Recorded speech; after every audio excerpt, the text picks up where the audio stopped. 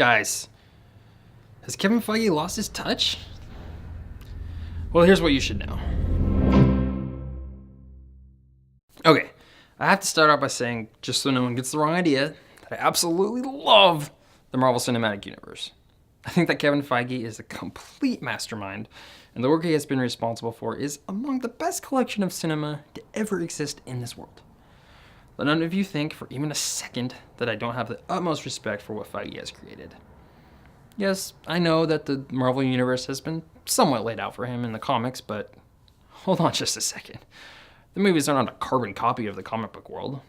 The mere fact that it has to be depicted as the cinematic universe tells us that he gave himself the ability to tell somewhat of a new story.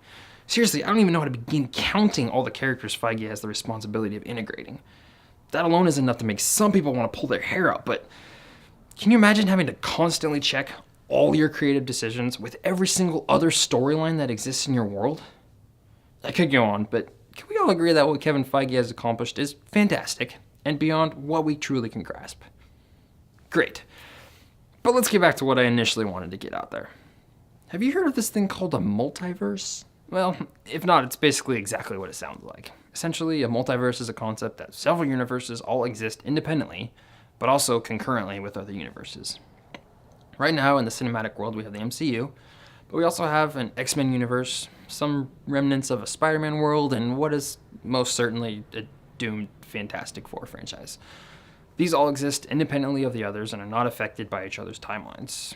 If they were part of a multiverse, however, they would all still belong to the same larger scale universe. You know, the MCU is not allowed to touch X-Men. Nothing they do can even reference anything to do with them. That means when they brought in the character Quicksilver, they had to get very creative in how they told the story. But if both the X-Men franchise and the MCU exist in what is actually a larger multiverse, then all of a sudden the X gene is now fully available to the MCU, I think? Maybe?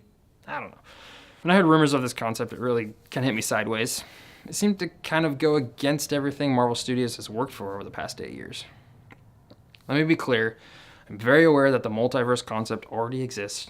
It's very clearly laid out in the comics. And let me also say that at the time of this recording, I have not seen Doctor Strange yet, so I'm not totally clear on how the MCU is handling this concept or what they will try to do with it. I'm simply giving a gut reaction to what I've heard. But let's remember what I said earlier.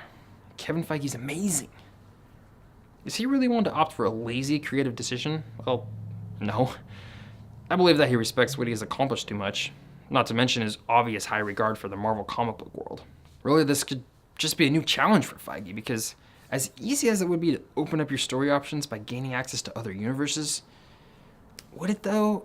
Think about that for a second. As much work as the current MCU has been to put together, think about how much grueling continuity Marvel Studios would now have to recognize if they were literally in charge of 2 complete cinematic universes. Man, that's not so much lazy as it is incredibly ambitious. I guess I'm not really willing to let a rumor of an idea be enough to make me lose faith in Kevin Feige. At the end of the day, he is one of the greatest cinematic masterminds ever to make his mark on the silver screen. I'm willing to give him the benefit of the doubt. What do you think?